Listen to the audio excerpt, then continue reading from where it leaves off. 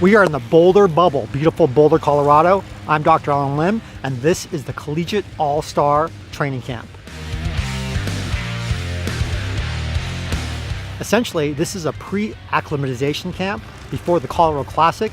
We've got the best collegiate riders from around the country who will be riding as the U.S. national team at this year's race. Ahead of this race, a big goal is just to get these athletes acclimatized to altitude. And so one of the things we're doing ahead of the race is actually taking a few easy days to practice a ton of skills and drills. Cornering skills, grabbing bags from the feed zone skills, bunny hopping skills. What people forget is that not only are you the engine in a bike race, but you're also the driver. And having really great driving skills, turning skills, handling skills is of utmost importance to be a great bike racer. All of these athletes are already super talented, but it doesn't hurt to have more and more practice. And we have some all-star athletes helping to coach these collegiate all-stars, including Mike Friedman, Olympian in Beijing Olympics, Taylor Phinney, a pro for EF, Dede Barry, who won the silver medal in the Olympic time trial. It's a pretty great crew to help these athletes gain all the skills they need ahead of the Colorado Classic. So the athletes that we have with us this week include Cara O'Neill, University of Arizona. Charlotte Backus, Fort Lewis College. Anna Christian, CU Boulder. Sammi Runnels, Savannah College of Art and Design, Atlanta. Hi, my name is Madeline Bemis and I'm from Milligan College. Emma Edwards from MIT.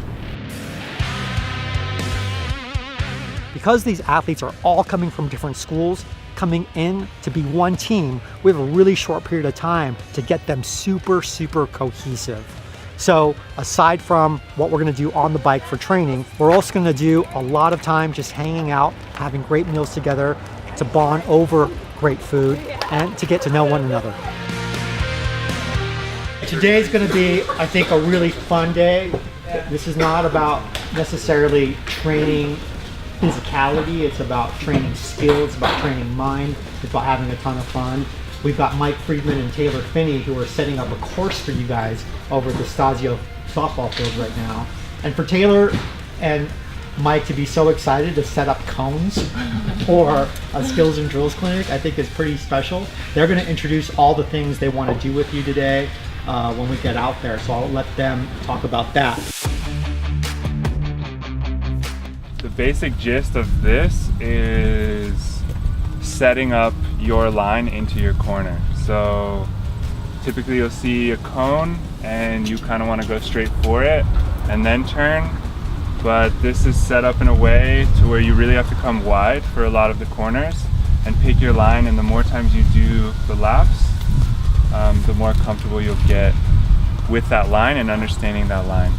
We'll also be looking at your cornering techniques. We're gonna watch your speed through the corners as well, and you're gonna get faster at it. And no matter how good of a cyclist you are, you can always improve and practice your skills, even in a parking lot, as simple as turning. And you can actually learn how to go faster through the turns. I guess the last thing would be the one-handed stuff too. We're gonna be doing the one-handed stuff. Yeah, let's just do a couple laps and come back here. Can you take us through the course? Yeah, Denzel and I will. Okay, let's watch.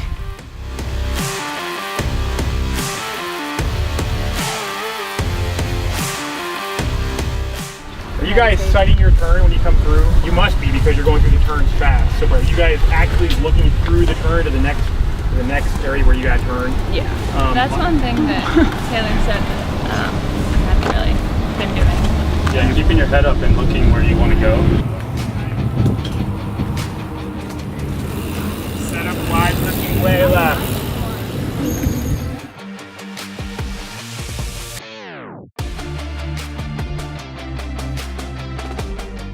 So learning how to ride one-handed when you go through a feed zone, those musette bags tend to be heavy. Whether you're grabbing a bottle, you're still riding one-handed. Sometimes you get to brake riding one-handed. If you're grabbing your musette bag, you throw your weight off, you're riding one-handed, sometimes in traffic in a Peloton, right?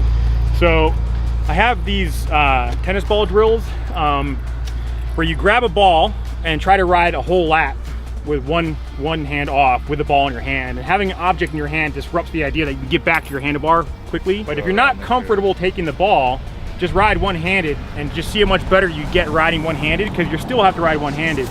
The ball is just a drill to take the ball and put it in the next tube or carry it for a lap.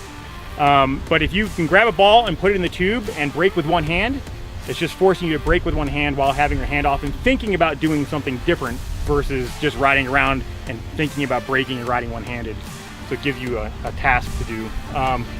So riding one-handed is an ideal thing just to get ready for the next part, which would be the musette bag grabbing. When we're riding, you also have to communicate, right? So if you're not comfortable riding one-handed with your left hand, practice your left hand too, because you got to do your hand signals. You got to be able to look over your shoulder, and it's not just about racing. You still have to be able to ride one-handed too. This is probably what causes the most amount of crashes in Yeah, I think so. a bike race. The most important thing is you want to keep distance between you and this heavy ass bag. Well, what would you say is the best field positioning to be? Because sometimes it's I've noticed it's the pace during the feed zone, at least in the women's field, it's a lot of the times it's just a super high pace because everyone's trying to get differentiated into their certain spots of oh, okay, I don't need it, but you need it.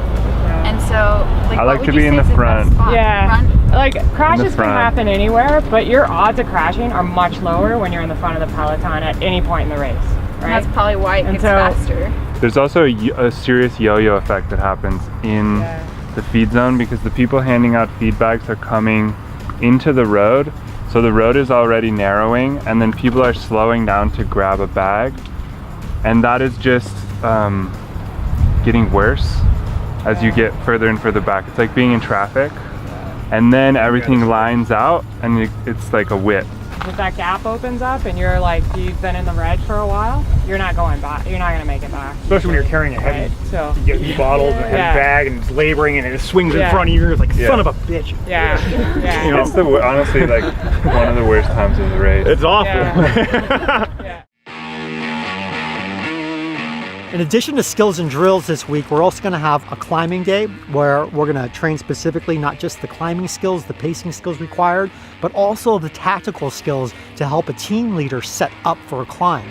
For a lot of these athletes, it's not just about how well they can climb, it's how well they can support their best climbers coming into the mountains that could be critical. Katie Hall's going to be racing for this team, and she won this race last year. And so these athletes are really here as super domestiques to support her. A lot of climbing, especially in higher elevations, is about finding that spot right below where you blow up and just pinning it there, holding it there, right? So while racing is still going to be non-steady, you got to watch that because you can really, really detonate sky high up here. Generally speaking, on these climbs, you can climb pretty relaxed, right? Relaxed upper body, relaxed hands, etc.